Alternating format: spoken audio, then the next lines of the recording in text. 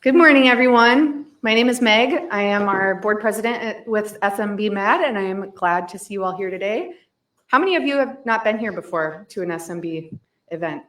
Welcome. We've got some new faces. That's always exciting to see.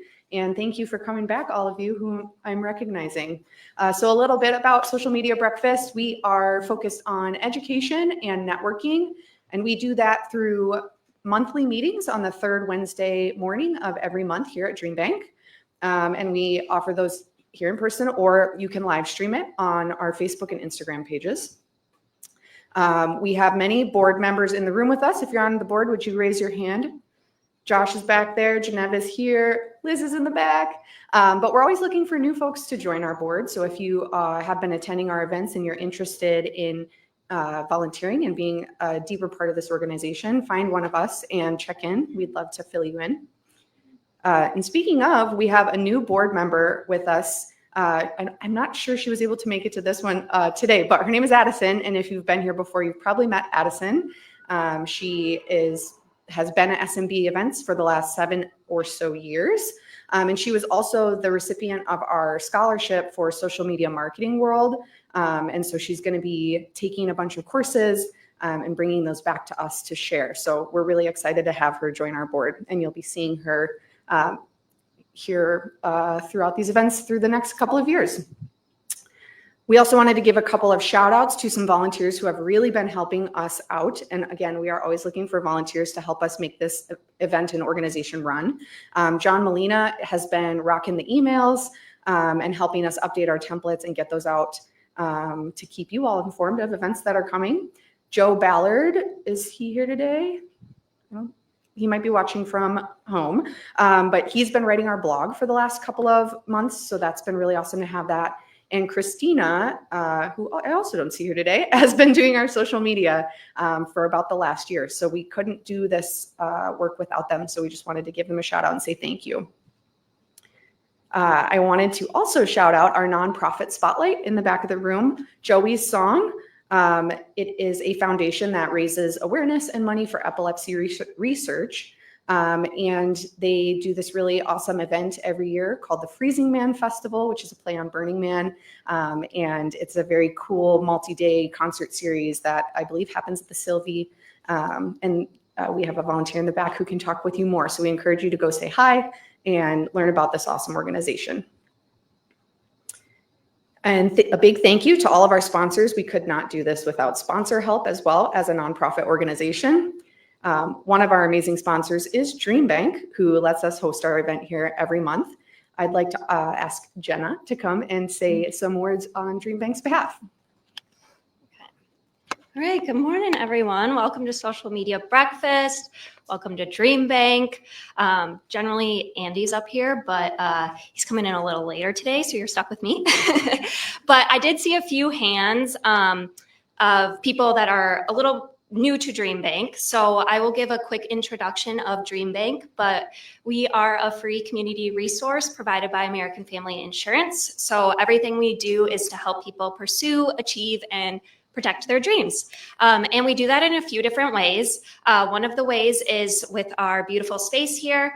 So we have meeting rooms that people can reserve free of charge. And we have a co-working space in the back there as well. We're open Tuesday, Wednesday, Thursday, 9 to 5. And then in the way back over there, we have our exhibit as well, and that's rooted in positive psychology. And this exhibit is all about building your dreams. So I just encourage you to check that out. And then we also have our event programming. So we have about 15 to 20 events a quarter, and we bring in speakers to talk on different common obstacles that you face along the dream journey. So you can go to our website to see what events we have, but on your seat, you'll find a flyer. And this is one of our upcoming events. It's a 5-week series with licensed mental health therapist, Kira. And she's amazing. So I recommend you check that out. You can get more details on the back of the card and then scan the QR code as well if you're interested in registering. I think that's all I have for you. So I guess I will turn it back to Social Media Breakfast.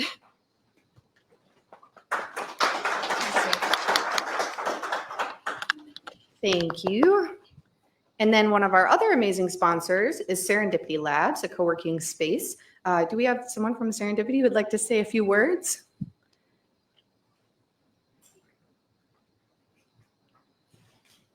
Here we go. Thank you. Thank you so much.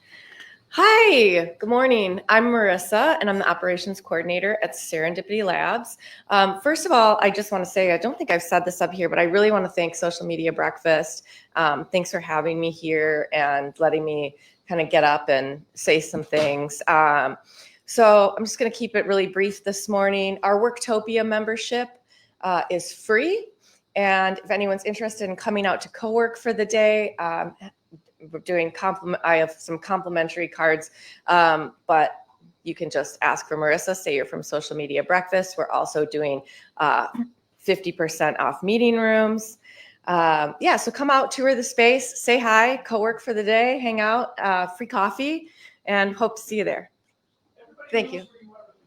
Oh, I didn't. I'm sorry. We're located on the west side of Madison on Junction Road, kind of by Old Sauk Road, out there on the 6th floor of the old Johnson Bank building. Thank you. Thank you. Yes, it's a beautiful space. We held our anniversary party and social media marketing awards there last year, and it was such a fun spot. Real quickly, our April events, we are going to have a happy hour at Serendipity Labs on April 1st from 5:30 to 7:30 p.m. I promise I won't trick too many of you on April Fool's Day. And then save the date for our next event, which will be on Wednesday, April 16th here at Dream Bank. And now finally, the reason we're all here, I'd like to introduce Cassandra DeGuide for our presentation today. Awesome. Thank you. Thank you. Good morning, everyone. So nice to see some beautiful faces in the audience today and some familiar faces. Thank you so much for those here in person with me today and then online watching as well. Go ahead and get my slides up. There we go. And I'll get this up as well. April is coming. Who's ready? I could not wait. I cannot wait. Spring needs to get here ASAP for sure. Well, thank you again so much for Social Media Breakfast for inviting me here to the Dream Bank stage. Really excited to be with you guys today. We'll go through a couple of things, but I'm hoping that you guys can walk away learning a couple of things with me today and get you on the right path to start the rest of your day and your week. So I'm going to dive right into why we're all here today. So that's challenging the inverted pyramid, captivating content for every medium. So some of the takeaways that I really hope that you can learn this morning with me and then use them in your content marketing strategies. Some takeaways, we're going to learn about the strengths and weaknesses of the inverted pyramid and that shift to a more narrative style, narrative-driven style of storytelling.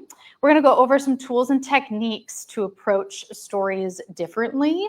And so when you sit down at a blank Google Doc and you're overwhelmed with how to start this story, or you have those questions of how can I make this content engaging? How can I make this content interesting? Is anyone even going to find it interesting? We're going to go over some tools and techniques that'll help you when you sit down at that blank document to not feel so overwhelmed, and you can start writing with some of the tools and techniques. And then we're going to uncover some ways to harness your brand voice in new and innovative ways. And then we're going to go over some benefits to thought leadership. All right, so a little bit about me. Who am I and what do I know about content writing? Well, I am a public relations account executive and media specialist at The Creative Company. And The Creative Company is downtown Madison, and we are a full suite marketing and PR agency. And so it has been around for 36 years, and our president and founder, Laura Gallagher, it's a woman-owned business, has won a couple of awards. And so I've been really enjoying myself there. I've been there since 2022. And I specifically at the marketing agency specialize in public relations and video production. So I wear a couple of different hats. But before I was in PR and marketing, I was a news reporter in Rockford, Illinois. So I did that for 3 years. Did the really fun stuff of covering the pandemic and the social injustice or the racial injustice protests and the insurrection. So super fun. I've covered a lifetime of news in 3 years, it seems like. But at the heart of reporting and at the heart of what I do now, it's all about storytelling, right? So it's picking out the most interesting and most resonating pieces of content and presenting them to readers and audiences in a way that they're going to understand, in a way that's going to resonate with them. So it's really picking out those key pieces, those key elements in really complex stories and making them presentable and digestible for the audiences to read and to see. So that can sometimes sound simple when we're talking about storytelling, but oftentimes it's not. And especially as you guys know, we're fighting against so much content that's out there and we're fighting for attention. And newsrooms, if we're looking to get coverage for our stories or initiatives or programs that are happening, it's hard because newsrooms are shrinking fast and they're asked to deliver more and more with less and less. So it is possible to have really great, compelling content in different media arenas, and I'll show you a little bit how. So first I want to go through a little bit of a poll.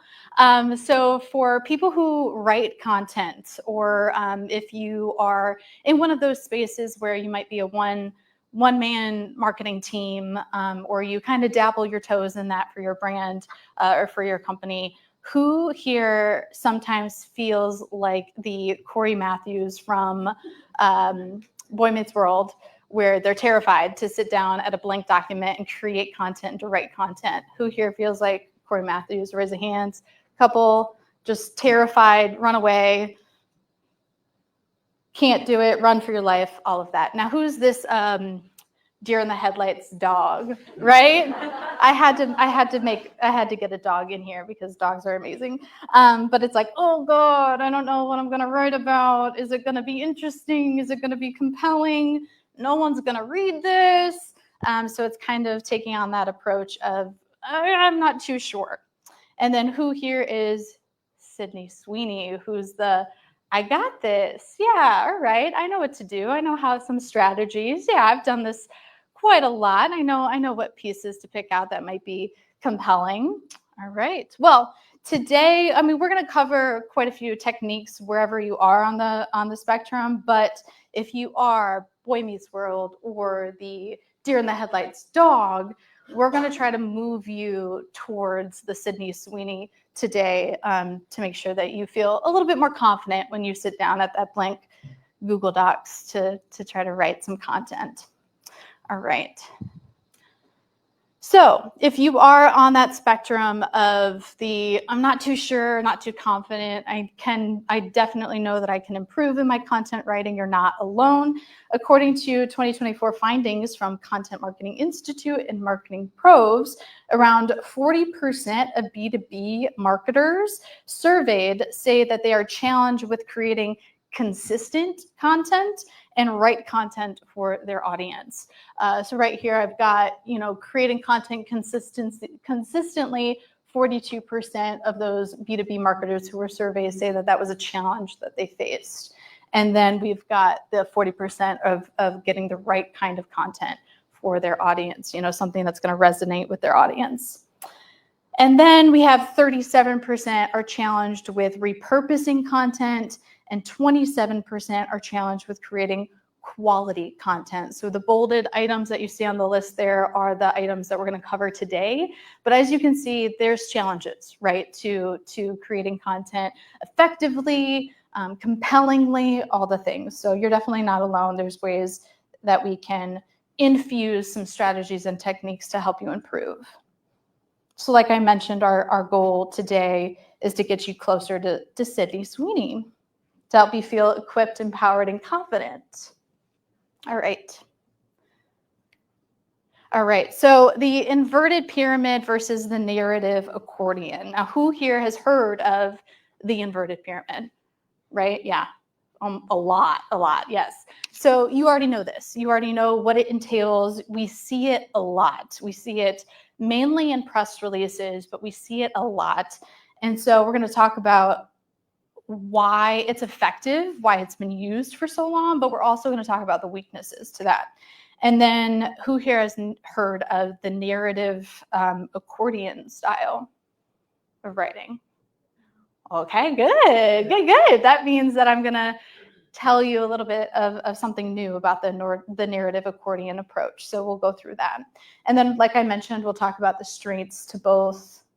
Now, we're not going to be throwing away the inverted pyramid style. It's been around for a long time. There are strengths to it. So we're not going to totally throw it away, but we are going to try to challenge ourselves to use different strategies in storytelling. All right, so we'll go over the inverted pyramid quickly because you guys all know what it is. Okay. So it's a decades-old writing style used religiously in journalism. I graduated in 2019 from UW-Milwaukee in the journalism program, and that's where I learned a lot about the inverted pyramid style, and I've been using it ever since. So my agency definitely uses the inverted pyramid style approach to storytelling, and it's a lot in press releases that we write for our clients right now.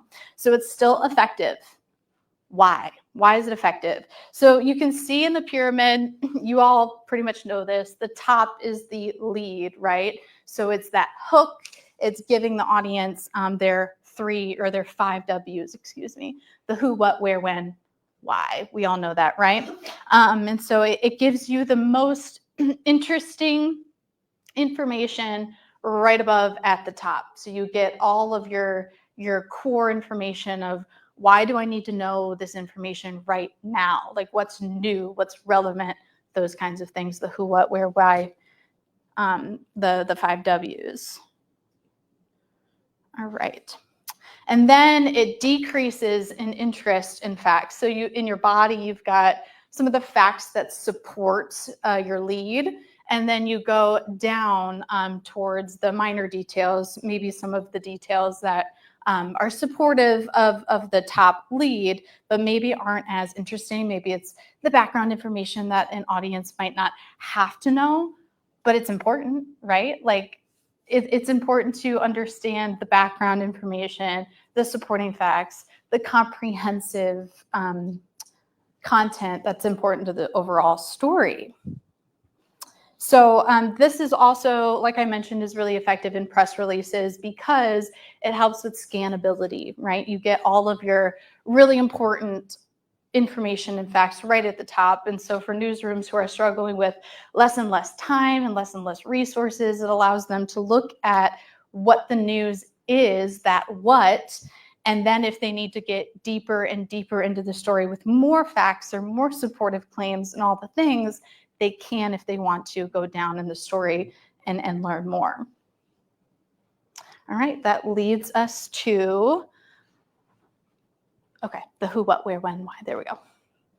All right, so that leads us to the strengths and the weaknesses of this. So we already covered it a little bit.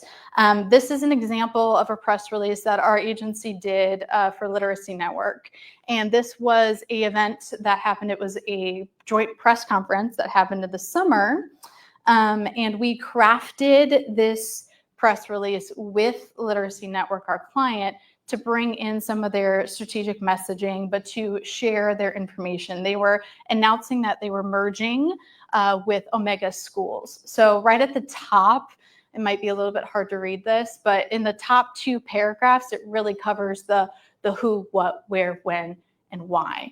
And so when you see that and read that, what's going to make you read more, right? If you get all of the information that you need right at the top, what's the incentive to keep reading? So those are some of the weaknesses that we're going to go into a little bit more. All right. So the strengths, we already talked about it. I kind of question if it grabs the attention quickly. I think when you have the inverted pyramid style, grabbing the attention quickly is really about the what. Like the why is this important right now? Like what is the news element behind there? And I think that can be attention grabbing. Like, oh, there's a merger of these two nonprofits. Okay, that gives you that immediate hook into it of, okay, this is what this news is about. And then, like we mentioned, the scannability part of it. So that's a strength of the inverted pyramid style. It allows readers to look at it relatively quickly, know what the content is about, know what the story is about, know who it involves. If it's an event, where is the event happening? What time is the event happening? All of those things you get really at the top of the information. All right. And like I mentioned, the weaknesses, right? Why am I going to continue reading if I got everything that I really need to know? What's the incentive of going past those really quick hit bits of the lead? Other weaknesses is it lacks that narrative, right? I feel like in the first two paragraphs, you really just get who is it involving, what is the news about, where, and then it gives you the why. And you can expand upon the why, but the move will expand both organizations' offerings, reach, and impact in Dane County. So it doesn't really drive that narrative approach where you're learning, okay, well, what were the problems that led to this merger? Like what are some of the gaps that this merger is going to help with? So those are some of the questions that will help if you uncover those facts a little bit more in a equal approach. All right. And other weaknesses are it can oversimplify complex topics, and it's less effective for persuasion. So for content marketing and content writing, a lot of times if you're trying to teach but also persuade your audience, this approach is a little weak in that aspect. All right. All right, so because there are weaknesses, there has to be another way, right? So I'm thinking of Ron Weasley right now, like there has to be, or no, that's Hermione. There has to be another way, right? And so we are now starting to see this grand shift, right? The shift in storytelling. And so instead of the inverted pyramid approach, we can look at this narrative accordion approach. And so a little bit of what this is. You could see right away in the diagram that the inverted pyramid had all of the top and important information at the top and then got smaller towards the bottom with minor information. This accordion approach is really equal among the top, middle, and end. So you're spreading out that important content. You're spreading out that interesting content to make it equal as you go through the story.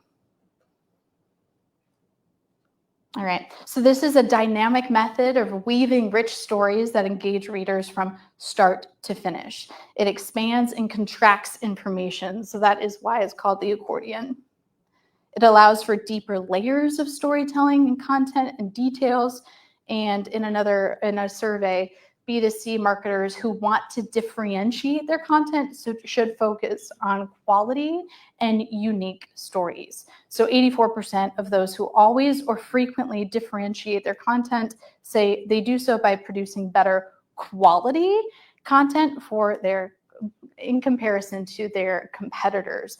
So producing better quality content, unique stories can be off of this approach where it's engaging and it's interesting throughout the entire story. And that'll allow readers to really have a full understanding of the story instead of reading through it very, very quickly.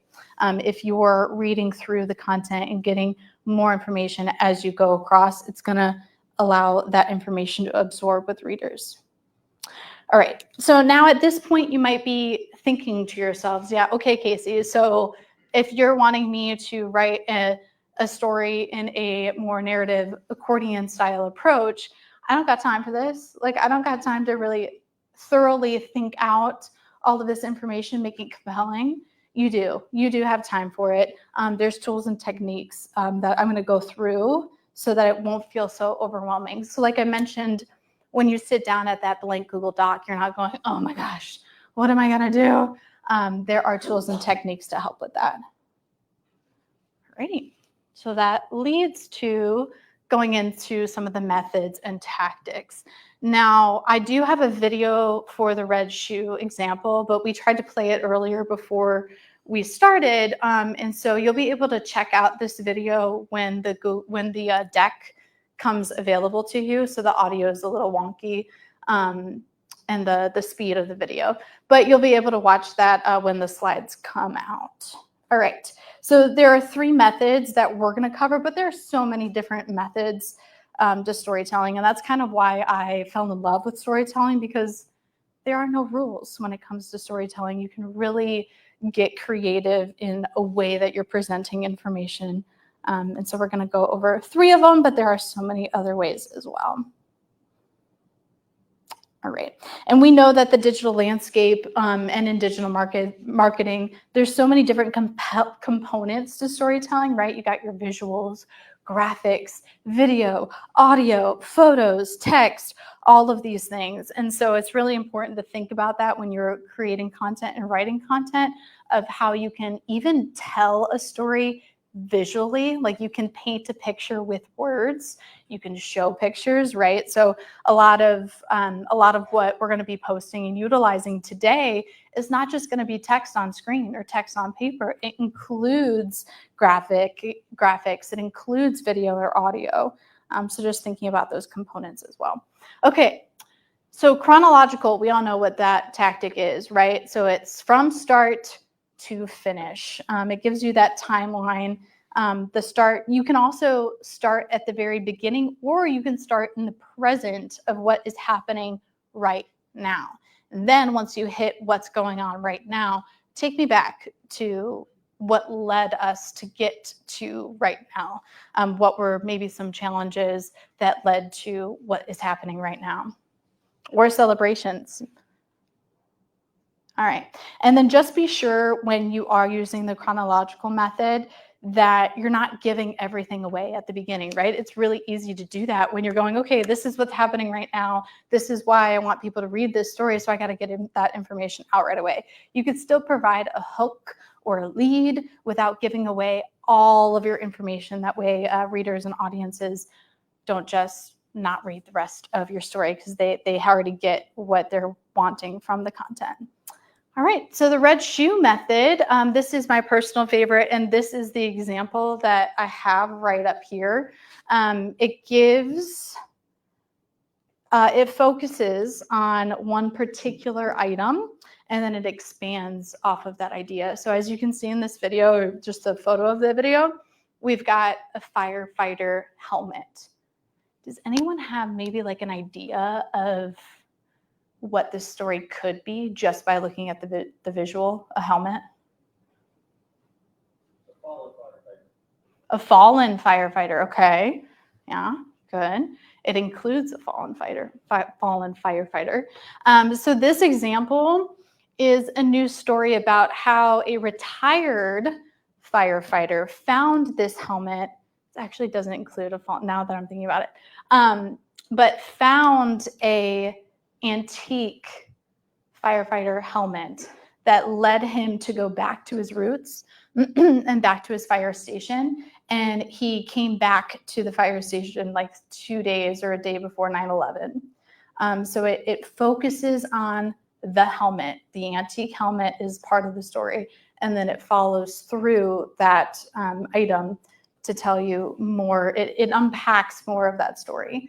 And so this story example is really interesting because you could have something like this where the helmet really is the story.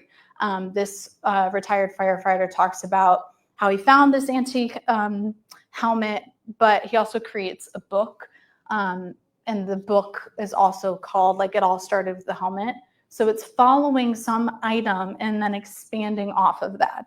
It doesn't necessarily have to be like the core of the story. It could be an item that's not as significant.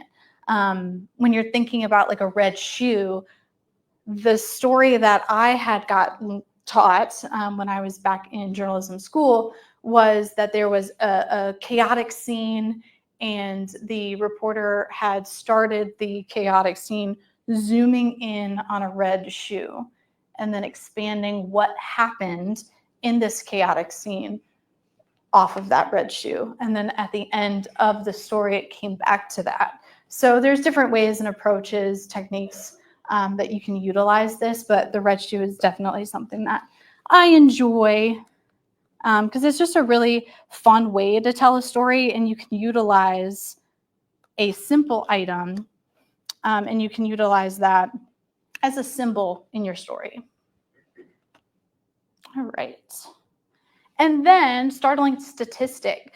So that is going to give readers in your audience something to react to, right? If you're starting a story off with a startling statistic, right away as a reader, you're going to go, oh my gosh, wow, that's interesting. What were some of the causes to that startling statistic? Or that's a real problem. Okay, what are some of the solutions to that problem? So it gives the reader questions that they're thinking about right away.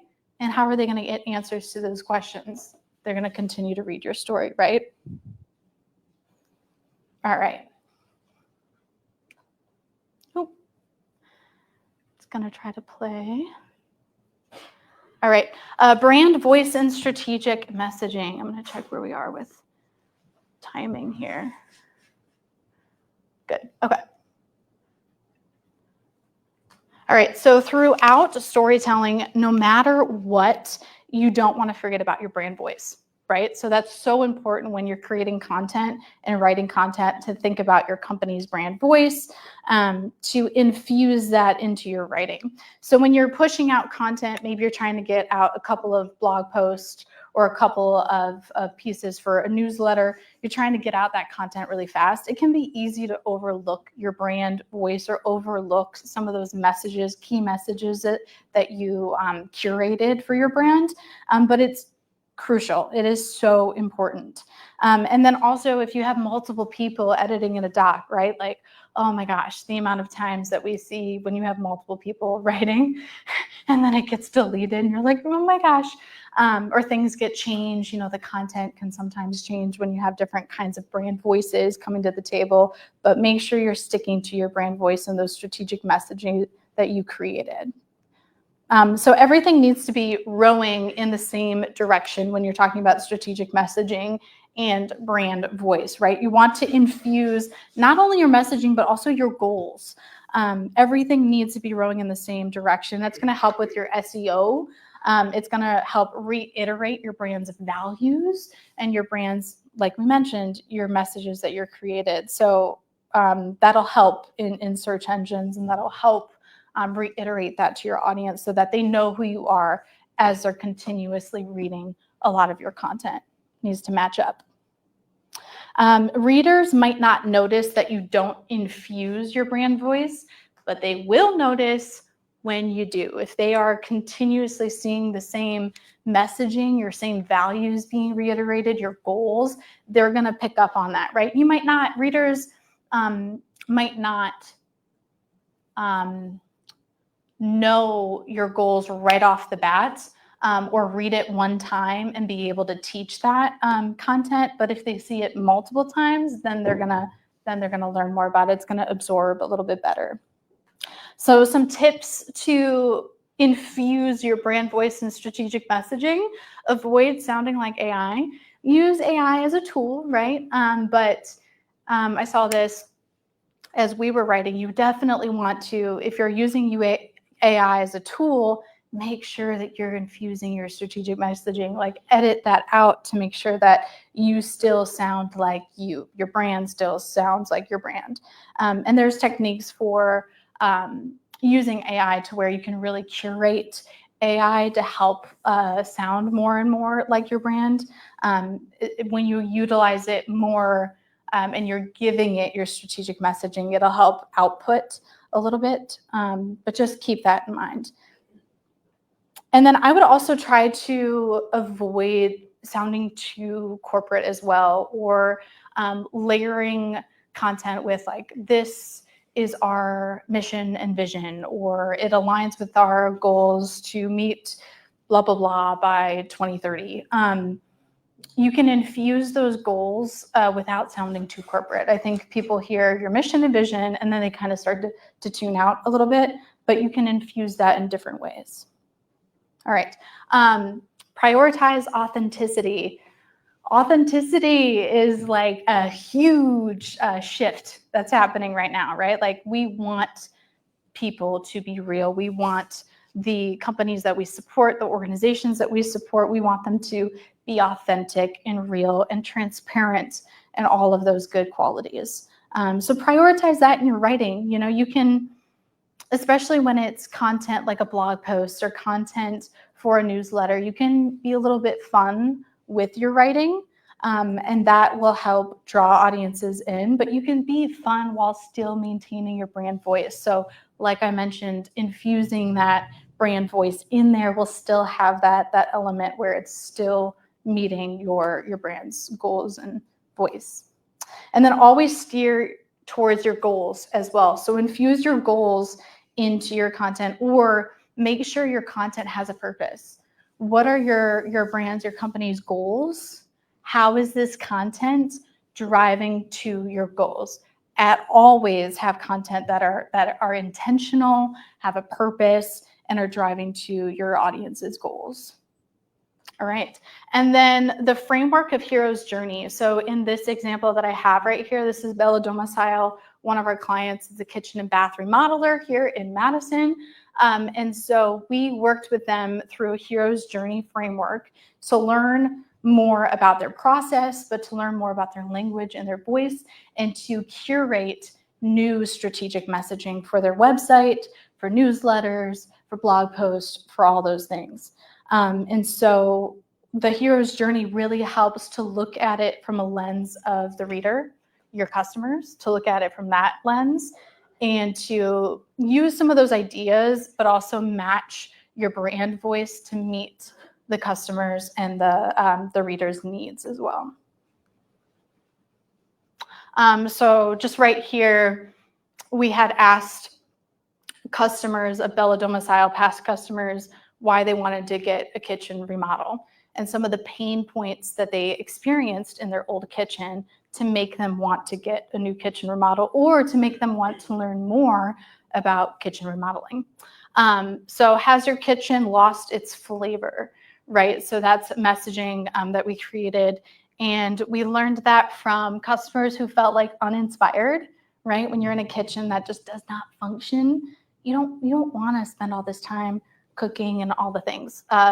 So we learned their pain points and then delivered strategic messaging to help address their pain points and then offer solutions as well. All right, so now that we talked about the inverted pyramid, the shift to the narrative accordion approach to storytelling, some tactics, now we're going to cover captivating content and how to become a thought leader and the benefits to thought leadership. So all of that content that you're creating, you can use that in thought leadership. Awesome. Okay, so thought leadership, what is it and why should you be one?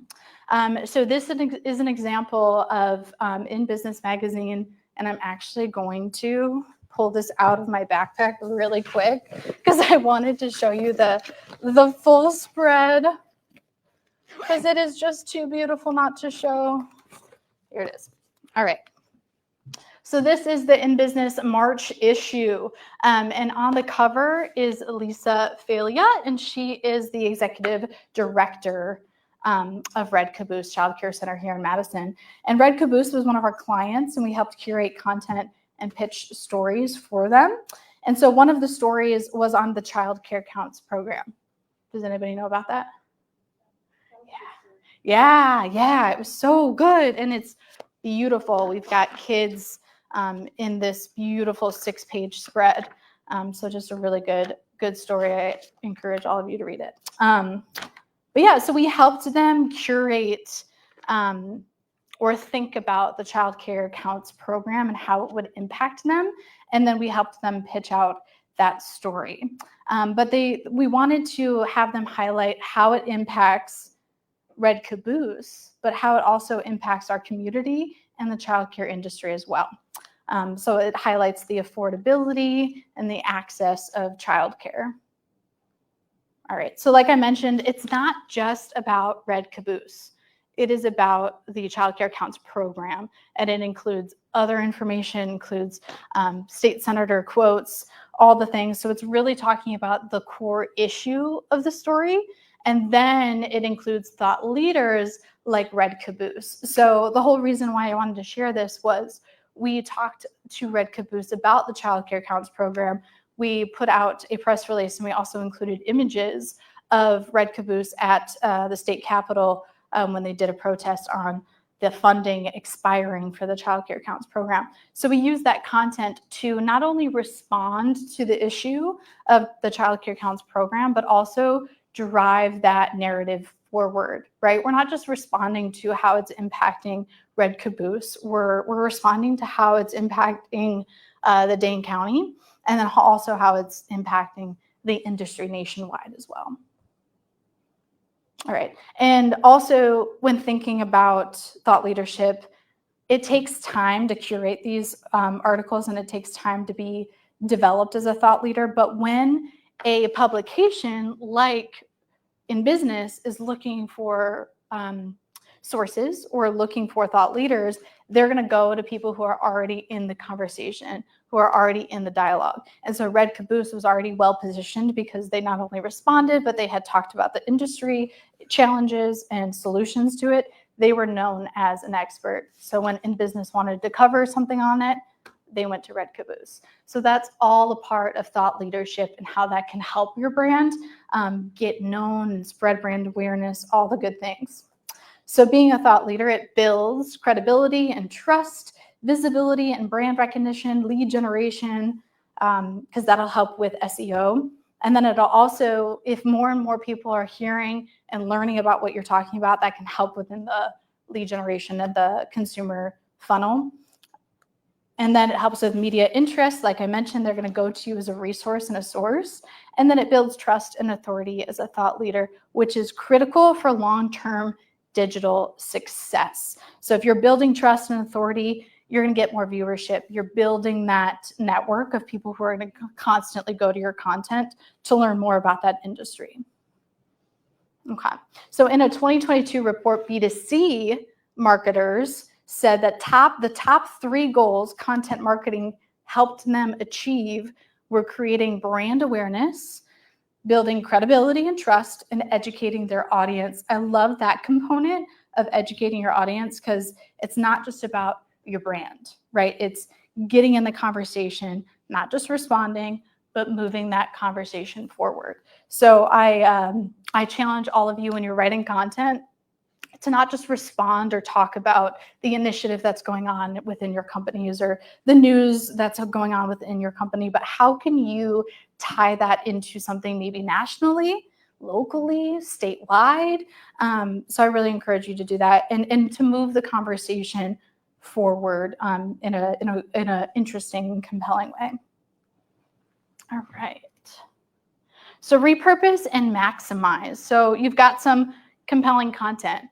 Let's get it out there. Let's maximize it and use it on all the platforms. One of the reasons I wanted to talk about this topic today is because I think we all know when we create content that, like, okay, if I'm going to put it in a newsletter, I got to edit it. If I want to put it somewhere else, like print collateral or anything else, other strategies, you might feel like you have to edit the content to fit the different formats. Let's be done with that, right? It takes too much time. And so when you have content that is done right, it can work across multiple platforms and formats, and it extends your reach and boosts your engagements. So some tactics that we talked about were the chronological tactic, the red shoe tactic, the startling statistic tactic, and this one, it starts with a question, poses with a question. So that is also a way to get your audience and your readers to start thinking about the potential answers. But yeah, press releases, blogs, newsletters, e-marketing, all these different places where you're putting your content.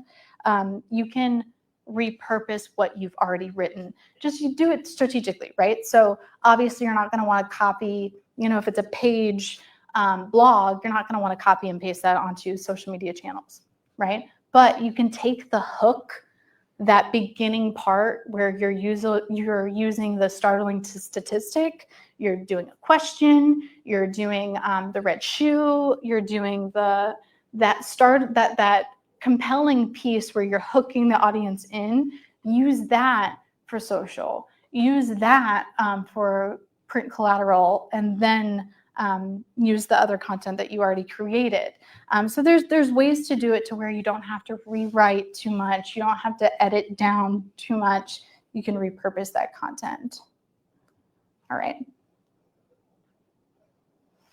And then for this image, this is a image of Google Analytics from Bella Domicile, so that kitchen and bath remodeler that I talked about. This shows the Google Analytics from 2023 to 2024. So when we infuse their brand voice and their strategic messaging onto their platforms in different ways, we also did newsletters, and then we put it around different pages. We put it on different pages on our websites. The viewership increased. So definitely take a look at what strategies you have and see how that changes your engagement. If people are going to go to if you're going to post a blog post on social media and link to your website on the blog page, they're going to go to that web page. And then if they're going to spend more time reading that content, you can check those analytics and see if it has been effective. All right, let me see what time we are at. Great.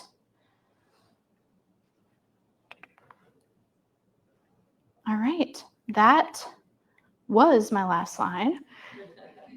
So I wanted to open it up for questions. And also I have my LinkedIn with a QR code there. So feel free to connect if you have additional questions. I'll be here afterwards. But if you wanted to write something in, feel free to message me and I'll definitely respond. Yeah, I really want to connect and learn more about you guys, but answer some questions. Yeah. So you mentioned that part of, in the brand voice and strategy messaging framework, the hero's journey, I'm guessing that's along the story brand. Yes. And so that you're saying that is kind of a component of the narrative accordion and maybe a different use cases for. Yeah. Could you elaborate on that, please? Yeah, absolutely. What's your name? Judah. Okay, so Judah asked about the hero's journey and if that is a part of the framework for the narrative accordion, or how to infuse that, I guess, a little bit, correct? Yeah, okay. So I wouldn't say that the narrative accordion has to incorporate your strategic messaging or your brand voice, that you incorporated out of hero's journey, or incorporate pieces of the hero's journey findings into the narrative accordion, but it's strategies that you can use, right? Like when you're thinking about, okay, how do I want to tell a story that is going to resonate to my audience? Your hero's journey framework has already identified what kind of pain points your audiences feel. It identifies a lot of what they resonate with. So it's a tool that you can use within the narrative accordion to have content that answers that. So I wouldn't say it has to incorporate it, but it's ways that it's content that is, if you've done the hero's journey or you've done part of it, or you've done that work to know what resonates with your audience and what your strategic messaging is, repurpose that and use that in the narrative accordion. That's always a good way to make sure that your content resonates. That makes sense? Cool. Yeah? Other questions? Any other questions? Yeah.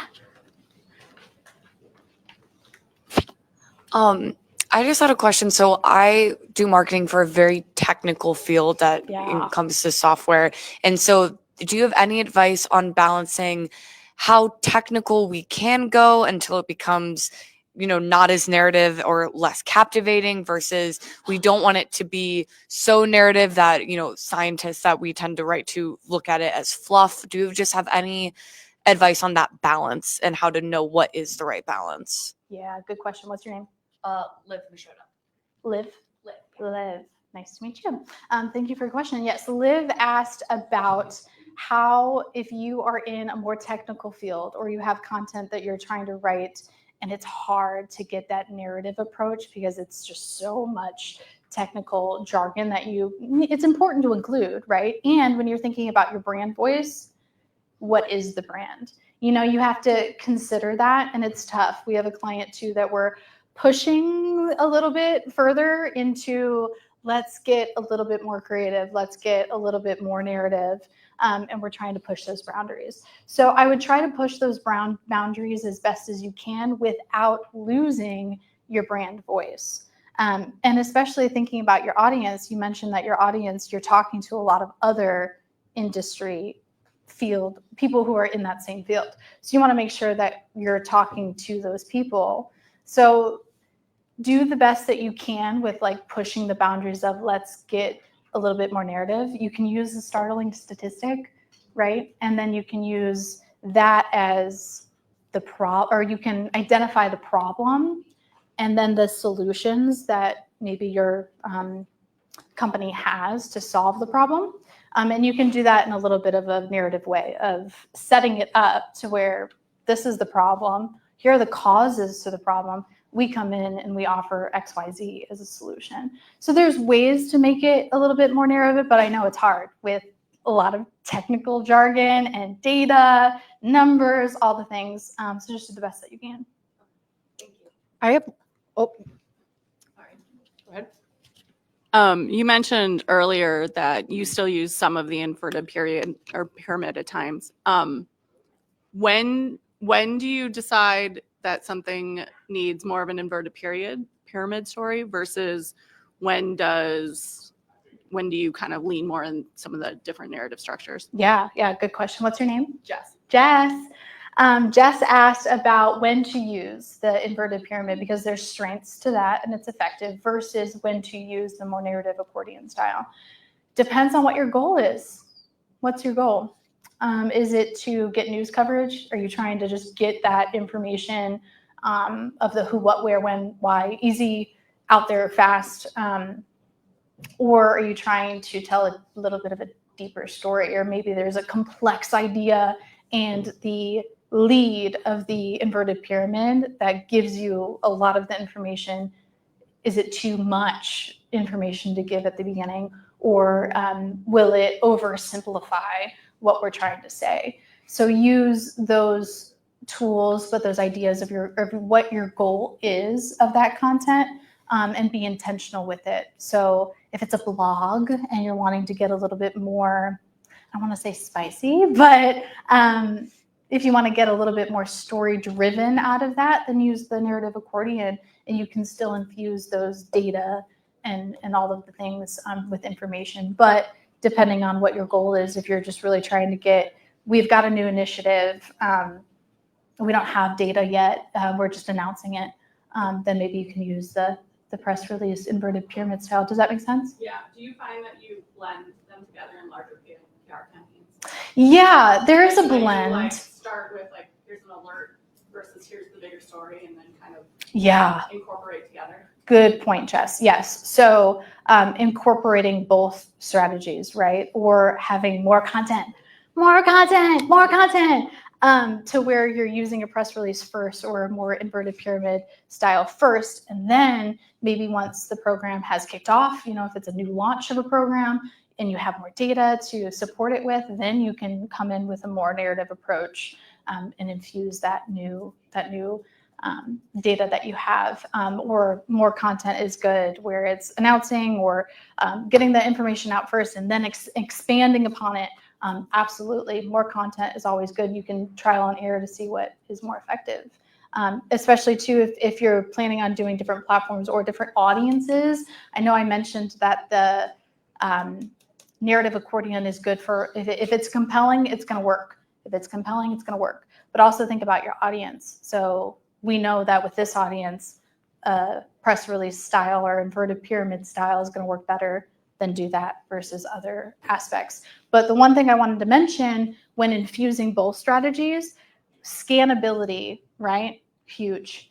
When you're doing the narrative accordion, you can still make it scannable-esque by highlighting or bolding, by having sections, right? So dividing your story up so that, okay, this is an interesting part. I want to read more, but I don't have time to like find the most important pieces. You can see the headlines or the subcontext headings, and so you can go to that, and it's a little bit easier to read and digest when you're a little bit in a pinch. So that's also a way to infuse both. I have an online question from Drew. They're asking, how did you become aware that In Business wanted to write a childcare article? Oh, okay. So, Chris? Drew. Sorry, Drew. Thank you, Drew. Yeah, so Red Caboose, we worked with them when they were moving into their new facility, and it talks a little bit about that in the piece.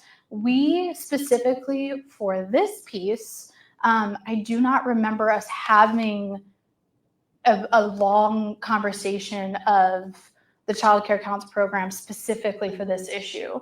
We obviously sent the press release out to many different outlets, but we were talking about the building was last year in August, I believe. So this is March of 25. So I don't remember if we pitched the story and they said, okay, yeah, we're gonna talk to Lisa, and then they planned for it months and months and months and months and months later, because we weren't super involved with making sure that we got Lisa engaged, answering questions for this piece, but we definitely helped with that, right? Like we helped them with their response and the press release, the activism of them at the Capitol. We helped with that story way back when. Hopefully that answers your question. Thank you. Any other questions? Okay, let's give it up one more time. Thank you so much.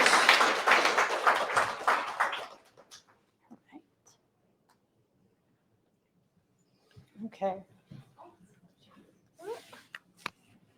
Okay, and I'll end today with where you can find us. Again, you can scan this QR code that'll take you to our links with everything you need to know, but you can volunteer if you know of a business who'd like to sponsor our breakfast or sponsor us in general. If you are part of a nonprofit that would like to be our nonprofit spotlight, or if you are an expert in whatever it is you do, let us know. We want you to have the opportunity to share your knowledge with all of us so we can learn. Thank you, everyone. Have a great Wednesday, and we'll see you on April 1st at our happy hour.